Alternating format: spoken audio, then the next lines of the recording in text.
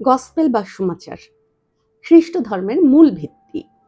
Mark, Matthew, look এবং জন এই চারজনই লিখেছিলেন যিশুর জীবনের গল্প, শিক্ষা এবং ক্রুশবিদ্ধ হওয়ার কাহিনী। চারটি গসপেলই পবিত্র আত্মার অনুপ্রেরণায় লেখা বলে দাবি করা হয়, কিন্তু সময়, স্থান ও শ্রোতা ও জনগোষ্ঠীর উদ্দেশ্য বিবেচনা করে যিশুকে চারটি গসপেলে সম্পূর্ণ ভিন্ন চরিত্রে তুলে ধরা হয়েছে। এখানেই জন্ম নেয় গভীর এক প্রশ্ন: যদি হোলি স্পিরিট বা পবিত্র আত্মা সত্যি ঈশ্বরের অংশ হন, তবে তিনি কিভাবে চার লেখককে একই ঘটনার ভিন্ন ভিন্ন বর্ণনা করতে অনুপ্রাণিত করলেন? তাহলে কি নতুন নিয়ম সত্যি পবিত্র আত্মার অনুপ্রেরণায় রচিত, নাকি এটি মানুষের অভিজ্ঞতা ও দৃষ্টিভঙ্গি থেকে লেখা এক ঐতিহাসিক দলিল? এই ভিন্নতার পেছনের রহস্য জানতে আমাদের সিরিজের প্রতিটি পর্ব দেখার এবং চ্যানেলটি সাবস্ক্রাইব করার অনুরোধ রইল। যিশুর মৃত্যুদণ্ডের আদেশের পর তার ক্রুশ কে বহন করেছিলেন? যিশু নিজে, নাকি সাইমন সাইরিন? বাইবেলের চার গসপেলেই আমরা পাই ভিন্ন ভিন্ন উত্তর। গসপেল লেখক মার্ক 15 অধ্যায়ের 21 থেকে 22 পদে লিখেছেন, সাইরিনের একজন মানুষ সাইমন, আলেকজান্ডার ও রুফাসের পিতা, শহর থেকে ফিরছিলেন। তাকে জোর করে যিশুর ক্রুশ বহন করতে বাধ্য করা হলো। তারা যিশুকে নিয়ে গেলেন গলগথা নামক স্থানে। একই ঘটনা ম্যাথিউর 27 অধ্যায়ের 32 এবং লুকের 23 অধ্যায়ের 26 থেকে 32 পদেও বর্ণিত হয়েছে। তিনটি গসপেলই একই স্বরে বলছে যিশুর পরিবর্তে সাইমন সাইরিন ক্রুশ বহন করেছিলেন, কিন্তু জনের গসপেলে আমরা পাই সম্পূর্ণ ভিন্ন চিত্র। জন 19 অধ্যায়ের 17 পদে বর্ণিত আছে, যিশু নিজেই ক্রুশ বহন করে গলগথা নামক স্থানে গেলেন। এখানেই তৈরি হয় বড় প্রশ্ন: তিনটি গসপেল একদিকে আর জন অন্যদিকে, তাহলে সত্যি কি ঘটেছিল? যিশু কি নিজেই ক্রুশ বহন করেছিলেন, নাকি রোমান সৈন্যদের চোরাজুরিতে সাইমন সাইরিন সেই ভার কাঁধে নিয়েছিলেন? এই পার্থক্যই ইতিহাস ও বিশ্বাসের মাঝে এক গভীর প্রশ্নের জন্ম দেয়: ক্রুশবিদ্ধতার আসল ঘটনার সত্যতা কি? পোশাক ও লটারির ঘটনা। মার্ক 15 অধ্যায়ের 24, ম্যাথিউ 27 অধ্যায়ের 35 এবং লুক 23 অধ্যায়ের 34 পদ।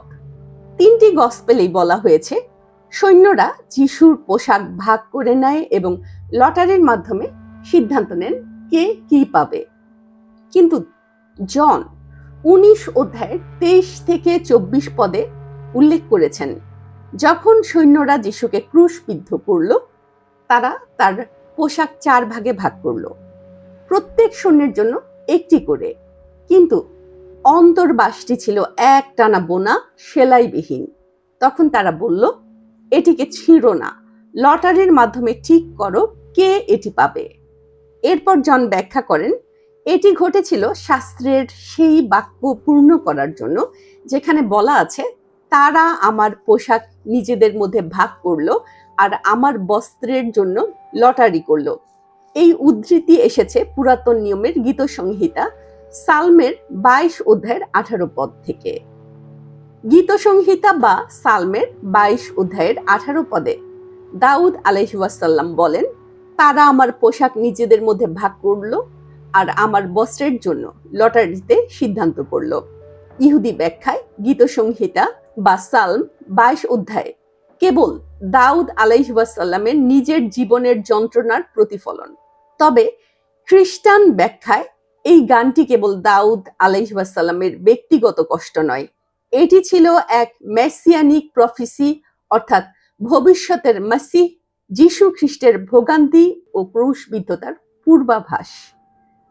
জনের দৃষ্টিতে এই ঘটনাটি ঈশ্বরের পরিকল্পনার অংশ, যেখানে প্রতিটি মুহূর্ত, এমনকি অন্তর্বাসের লটারিও ছিল দিব্য ভবিষ্যৎবাণীর পূর্ণতা। কিন্তু অন্য গসপেলগুলোতে এই বিষয় সম্পর্কে কিছুই উল্লেখ করা হয়নি। মন্দিরের পর্দা ছেঁড়া ও মৃতদের পুনরুত্থান। মার্কের 15 অধ্যায়ের 38 পদে বলা হয়েছে, মন্দিরের পর্দা উপরের দিক থেকে নিচ পর্যন্ত ছিঁড়ে এলো, কিন্তু এই ঘটনা অন্য গসপেলে উল্লেখ নেই। ম্যাথিউর 27 অধ্যায়ের 51 থেকে 53 পদে আমরা পাই আরো বিস্ময়কর বর্ণনা। ভূমিকম্পিত হলো, শিলাগুলো ফেটে কবর খুলে অনেক মৃত পবিত্র মানুষ জীবিত হয়ে কবর থেকে বেরিয়ে এসে পবিত্র নগরীতে প্রবেশ করলেন এবং অনেকের কাছে উপস্থিত হয়েছিলেন। এই ঘটনার বিশেষ দিক হলো, এমন এক বিশাল অলৌকিক ঘটনা অন্য কোনো গসপেলে লেখা হয়নি। না মার্ক, না লুক, না জনের গসপেলে কারো লেখায় মৃতদের পুনরুত্থানের কথা নেই। এমনকি বাইবেলের বাইরে ইতিহাসের কোনো সমসাময়িক দলিলেও এই ঘটনার কোনো উল্লেখ পাওয়া যায় না। তাহলে প্রশ্ন আসে, এত বড় একটি ঘটনার সাক্ষী কে ছিলেন? ম্যাথিউ লিখেছেন, এটি দেখেছিলেন সিনিটোরিয়ান বা প্রহরীরা। কিন্তু আশ্চর্যের বিষয়, যদি মৃতরা সত্যিই জীবিত হয়ে শহরে প্রবেশ করতেন, তাহলে অন্য কেউ কেন তা লিখলেন না? এই কারণেই গবেষকরা মনে করেন ম্যাথিউ সম্ভবত এই অংশটিকে প্রতীকীভাবে ব্যবহার করেছেন যিশুর মৃত্যুর সঙ্গে সঙ্গে নতুন যুগের সূচনা বোঝাতে। যিশুর মৃত্যুর মুহূর্তের 4 গসপেলের ভিন্ন বর্ণনা। মার্ক 15 অধ্যায়ের 34 ও 37-এ যিশু উচ্চ কণ্ঠে বললেন, এলোই এলোই লামা সাবাকথানি, অর্থাৎ আমার ঈশ্বর, তুমি কেন আমাকে পরিত্যাগ করেছো? এরপর তিনি উচ্চ কণ্ঠে চিৎকার করে শেষ নিঃশ্বাস ত্যাগ করলেন। ম্যাথিউর 27 অধ্যায়ের 46 এবং 50 পদে প্রায় একইভাবে ম্যাথিউ বর্ণনা করেন, যিশু আর্তনাদ করে বলেন, এলোই এলোই লামা সাবাকথানি। এরপর আবার উচ্চ কণ্ঠে চিৎকার করে আত্মসমর্পণ করেন। লুকের গসপেলের দৃশ্যটি কিছুটা ভিন্ন।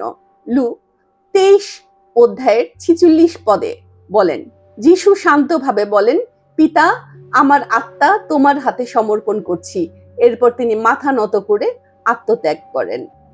আর জন 19 অধ্যায়ের 28 থেকে 30 পদে বর্ণিত করেছেন, যিশু বলেন, আমার তৃষ্ণা পেয়েছে। তাকে ভিনেগার দেয়া হলে তিনি বলেন, সম্পন্ন হলো।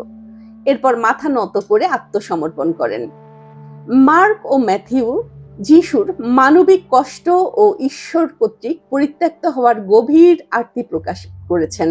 এখানে তিনি এক যন্ত্রণাগ্রস্ত মানব পুত্র। মূলত মার্ক ও ম্যাথিউ দেখিয়েছেন যিশুর মানবিক যন্ত্রণা ও পরিত্যাগের অনুভূতি, আর লুক ও জন দেখিয়েছেন তার ঈশ্বরীয় শান্তি ও পরিকল্পনার পূর্ণতা। এখানেই প্রশ্ন আসে, যদি সব লেখাই পবিত্র আত্মার অনুপ্রেরণায় হয়ে থাকে, তবে কি বার্তাটি আসলে এক, কিন্তু মানুষের অভিজ্ঞতা ও প্রেক্ষাপটের কারণে তার প্রকাশ ভিন্ন হয়েছে? নাকি সত্যিই মনে হয় যেন 4 জন লেখক 4 রকম সংবাদ দিয়েছেন? এই বর্ণনার পার্থক্য শুধু একটি তথ্যগত বিভ্রান্তি নয়, এটা আমাদের সামনে তুলে ধরে বিশ্বাস আর ইতিহাসের এক গভীর রহস্য। যিশুর এক ঈশ্বরের বিশ্বাস, ন্যায়, করুণা ও নৈতিক পরিবর্তন কিভাবে ধীরে ধীরে গসপেলের লেখার বিভিন্ন মাত্রায় ও বিভিন্নতার মাধ্যমে যিশুর ঈশ্বরের পুত্র ধারণা, পবিত্র পূজা, মূর্তির মাধ্যমে মূল বার্তার আধ্যাত্মিক সরলতা পরিবর্তিত হয়ে গেছে, এই বিষয়টি আমরা পরবর্তীতে তুলে ধরছি। তাই আমাদের সাথেই থাকুন। আমরা যীশু খ্রিস্টকে অত্যন্ত শ্রদ্ধা ও সম্মান করি।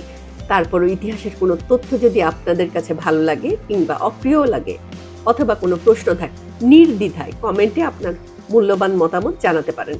পরবর্তী পর্বে আবার দেখা হবে, আমাদের সঙ্গেই থাকুন। আর যদি চ্যানেলটি এখনো সাবস্ক্রাইব করে না থাকেন, তবে অনুগ্রহ করে সাবস্ক্রাইব করুন। ধন্যবাদ।